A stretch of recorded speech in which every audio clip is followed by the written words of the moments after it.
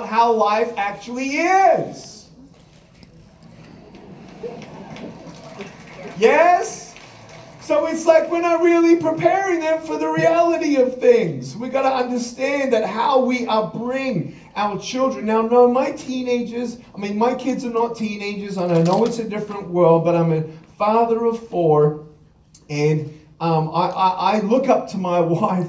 She is absolutely incredible, and we have some really good rules in our home. Like when I take my phone to the dining table, my phone is taken by my wife and put on a bookshelf that I can't reach. And when you understand that there is some healthy disciplines in our own life that we can pass on to our kids, what did that do for me? For me, I really want something. If I really want it, like my dear friend Les Brown, are you hungry?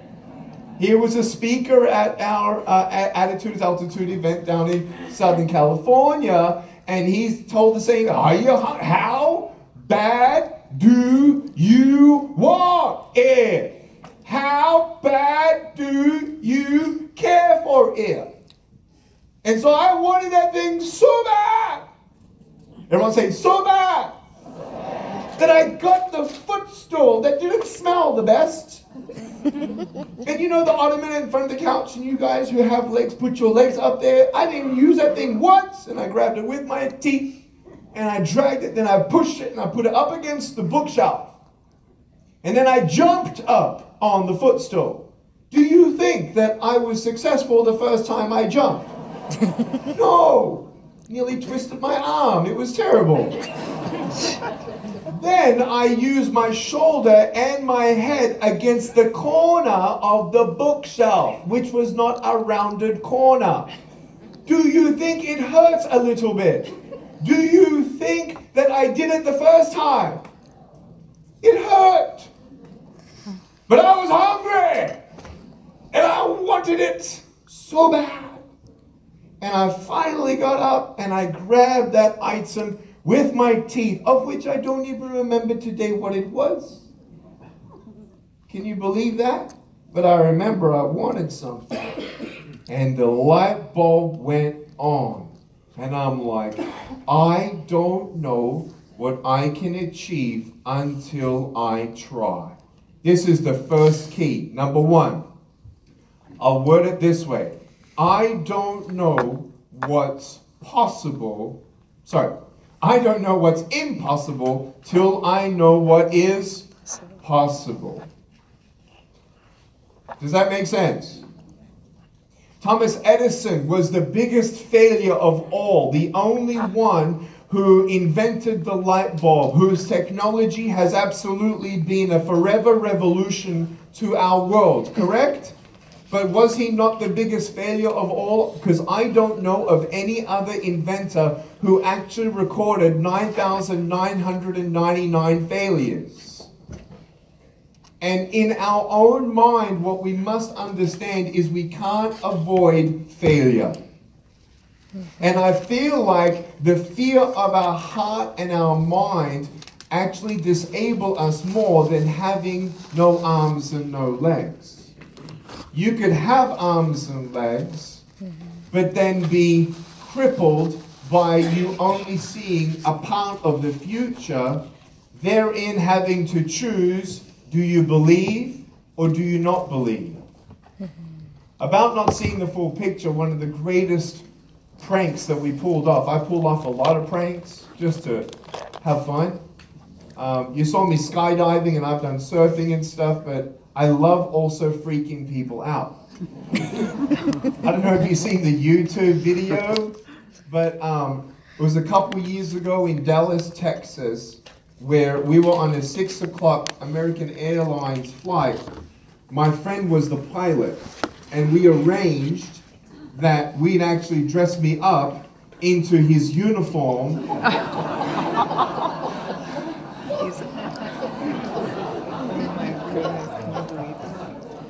And I'd actually greet the passengers as they came on the plane.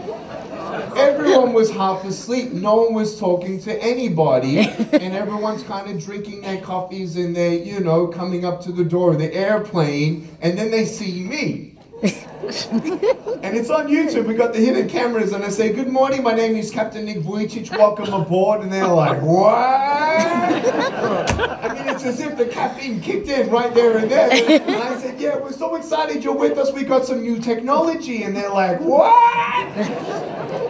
The parents are freaking out. They're like, "Did you know about this?" "No, I didn't know about this." All the teenagers like, "Oh, this is so cool. I'm going to put on Instagram." Right? Everyone's on the plane and my friend says, "Okay, come on board." And so I walk on the plane just like this. And you look down the aisle and everyone's head's like this.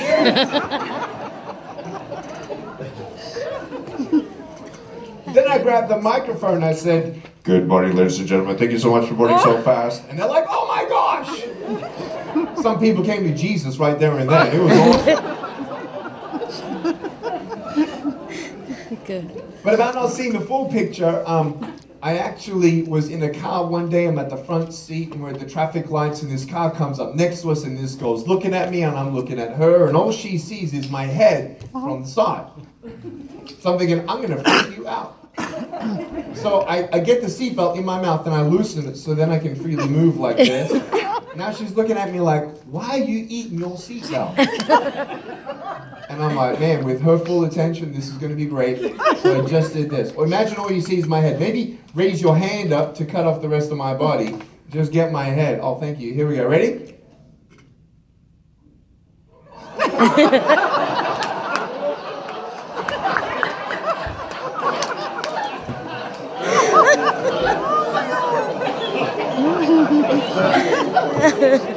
And her face was like...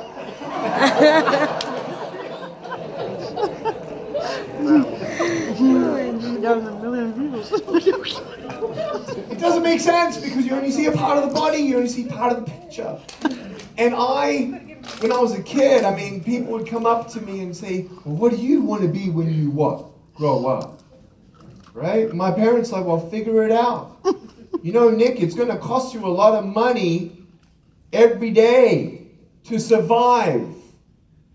You're going to need caregivers every single day. Just to function without your mortgage on your house, you need, in California, $150,000 to $200,000 for me to have a caregiver by my side. 3 guys straddling 15 days, 10 days, 5 days. Plus now, you think my wife can do everything with 4 children? Try 72 hours of work with the assistants around her at $15 an hour. I mean, it in California, man, from Australia, it's expensive. And I'll tell you right now, my father drilled it into me. He said, "No, we'll never buy you what you want. Maybe a birthday present." They didn't believe in Christmas gifts. $30. If you want anything else, figure it out. My brother, he took out the trash for about $1 or $2 a week. So I'm like, well, you know what? I'm going to start vacuuming. So I grabbed the vacuum cleaner with my shoulder and my chin, and for $2 a week, I would vacuum the floor. Do you know what that taught me? It first gave me the feeling of dignity. I could actually do something. The second thing I realized was I actually had to set a goal. If I want something, then if it's $15, it's going to take me 8 weeks to get there. Then when I get the money, it also helps me to develop my decision process. Do I really want now to put all of my 8 weeks of hard-earned cash into this little toy? Which also then gave me the second point, the attitude of gratitude. Are you a thankful person today? I'll tell you right now, in 2015, my father was diagnosed with pancreatic area cancer, melanoma carcinoma. He was given 56 days to live, maximum, from his diagnosis. And I saw my dad quickly get his house in order. Do you know that I was contracted to speak here with Buffini in 2016? Does anyone know why I could not make it? It's because I nearly died that week in California in a hospital. I bled about 35% of my blood after a surgery that kind of went wrong, a benign tumor in my own bladder. While my dad was still alive, here I am. He was 62 when he passed away last year, so he was 61 at the time, 60 years old. And here's his 33-year-old son, and he's watching on the operating table for an emergency surgery, because if my sister didn't come in at 12:30 a.m. when I'm hooked up with all these catheters and three-way catheters and I'm just bleeding out, if she didn't raise the flag, I would have bled to death that night for sure. And it's just, wow. You think that age matters. Your age is just a number, and tomorrow is not promised for anybody. And I want to ask you today, can you honestly say that you have a foundation that consists of the texture throughout your life having an attitude of gratitude? Here's the greatest way to see if you are a thankful person. It's just a quick illustration, not harmful at all. Here we go. Ready? You have 15 seconds to breathe.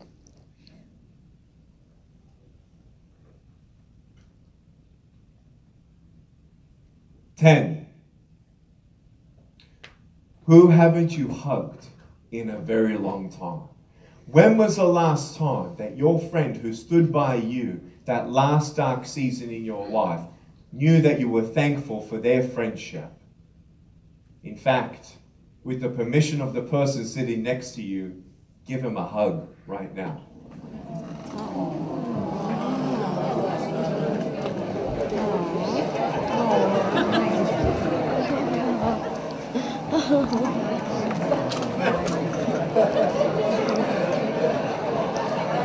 Ready? 5, 4, 3. I love and adore my wife. I want you to know that dreams can come true, and you maybe can't do everything now, but as you have an attitude of gratitude, never being distracted from keeping the main thing, right? What is the main thing, first of all? Well, when you see an 8-year-old and you ask him, have you ever been stressed in your life? They say yes. And you ask them, what are you stressed about? They say, oh, homework is so hard. And my parents, they didn't give me everything I want. And my brother and my sister, they annoy me every single day. Then you talk to 13-year-olds. Are you stressed out? They're like, oh, yes. Everything around me is changing. I don't even know who I am anymore. I thought I could trust my friends, and then they backstab me. They invite me to the party, then they uninvite me to the party. My parents didn't give me my privacy. I need a boyfriend. And they think in their own mind, if I'm only 17, then everything's going to be better. You get to 17, is everything better? No, now you're going to get into the college. If I can just get into the college and everything's going to be okay. You get to the college and is everything okay? No, now you need a job. If I can just get a job, then everything's going to be okay. They get in their job, and after 2 days, they look at the boss in the face and they look at the heavens and say, really, you give me him? I hate him. Then all the single people, oh, when I get married, then everything's gonna be okay. No! Go talk to the married people. They'll tell you, honey, if you ain't happy single, you ain't gonna be happy married. Can you hear an amen? Those are the married people. Oh, Nick, I'm 55 years old and I just got to pay off my house and get a couple rental properties. Does that sound familiar to anybody?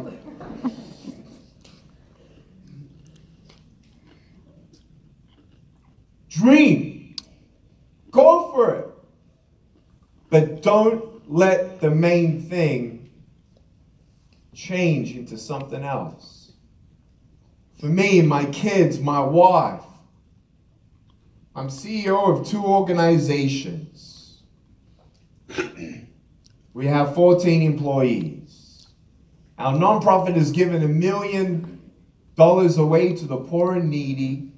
And through that vehicle, I'm able to speak about my faith in many settings, including the governments.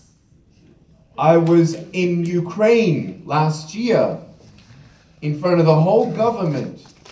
And 3 weeks later, they changed the law to allow special needs children to go to school for the very first time. Awesome. That's very important. 6 months later, we broke every record of our speaking career, and I was speaking in front of 800,000 people face to face with 52.7 million people watching in 26 countries, translated in 20 languages. I've been able to go on 2,500 airplanes to 69 countries, 18 presidents, 10 governments, 800 million people in China, 800 million people outside of China. I'm going to Poland on Thursday, Ukraine on Saturday, China on next Wednesday, in front of about 40 or 50,000 people in China. The resume of this young guy who's 35 years old, who was once a child that never thought that he'd get married, and he convinced himself that there was no hope. I thought, even if I got married, I can't even hold my wife's hand. Well, little did I know that I don't need to hold her hand, I just need to hold her heart. You don't need hands for that. And my children, when they cry, I thought at age 8, I'm never going to get a job. I'm going to be dependent for the rest of my life. I'm never, even if I got married and even if I had kids, what kind of a father am I going to be if I can't even hold them when they cry? Or when my kids cry, they come and hold me. And I never imagined that when you don't get a miracle, you can still be one. Because you ain't going to get everything you want in your life. You're just not. But you get everything you need. And when I have what I need in my soul, in my spirit, in my mind, arms and legs or not, I don't care. Arms and legs are going to give me arthritis later on anyway. When I was a kid in elementary school, I was the first child in Australia to actually go to the mainstream school system of Australia. In 1989, I was on TV to all Australians. I'm the only talent that's been now invited by 60 Minutes Australia. You know 60 Minutes? We have an Aussie version. There's only like 3 or 4 people in the history of Australia 60 Minutes that's asked me to go back on TV for the 4th time. Because it's an incredible thing where you see a man without arms and legs now reaching out to the world. Reaching out to a little boy in Southern California, little Daniel Martinez. I met him here in California, and I was looking at the crowd in front of a speaking engagement I had, and this boy held up above everyone else. I looked at him, little Daniel Martinez, 19 months old. He had no arms. He had no legs. He even had like a little foot like this. And I'm like, oh man, I want to wrestle you later on. And I got the father to bring him up here on stage, and he's looking up at me, and I'm looking down at him, and I can't give him a high five, so I put my little foot in his little foot. And he smiled. Then when he smiled, everyone cried. His mom came up, weeping. She said, now I know that we haven't been forgotten. Now we know there's a greater purpose for even my son's life and his disability. And I said, when he goes to school, and if he ever gets bullied, I'm going to come to that school in my wheelchair and run them all over. No, that's not what I said. But I told him I'd go back there for free. And I heard he was getting bullied. He was about 6 or 7 years old. And I went there to his school, didn't run over anyone deliberately, and I spoke for about 15 minutes and talked about love and how no one is less important than anyone else and how we're all beautiful just the way that we are.